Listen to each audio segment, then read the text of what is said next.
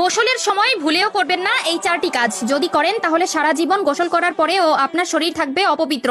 আপনার করা নামাজ, রোজা, তাসবিহ, তাহলিল, এমনকি আল্লাহর দরবারে করা কোনো ধরনের দোয়াই কবুল হবে না। বিশেষ করে যখন আপনার উপর গোসলটি ফরজ হবে, তখন তো কোনোভাবেই এই কাজগুলো করা যাবে না। কেননা গোসল যদি পবিত্রভাবে না হয়, তবে একটানা 70 বছর আপনি নামাজ পড়লেও সেই নামাজের মধ্যে এক ওয়াক্ত নামাজের ফজিলত আপনি পাবেন না, এমনকি আল্লাহর দরবারেও তা কবুল হবে না। বিশ্বনবী সাল্লাল্লাহু আলাইহি ওয়াসাল্লাম বলে গেছেন, গোসলের সময় মারাত্মক কিছু ভুল করার কারণে ব্যক্তির করা আজীবনের নামাজ আল্লাহর দরবারে কবুল হয় না। তবে ভুলগুলো মারাত্মক হলেও দেখতে দেখায় সামান্য। তাই নিজেকে একজন মুসলিম মনে করলে এই ভুলগুলো কখনোই করবেন না। কেননা গোসল আমাদের পবিত্রতার একটি অংশ এবং ইসলাম ধর্মের যে কোনো কাজ করতে হলে পবিত্রতা আবশ্যক। কি সেই চারটি ভুল জানতে হলে না টেনে দেখতে থাকুন সম্পূর্ণ ভিডিওটি এবং ভিডিওটি ছড়িয়ে দিন আপনার সকল মুসলিম ভাই ও বোনদের মধ্যে, যাতে করে তারাও এই ভুলগুলো থেকে নিজেকে শুধরে নিতে পারে, যাতে তারাও জীবনের গুনাহ থেকে বাঁচতে পারে। প্রিয় দর্শক,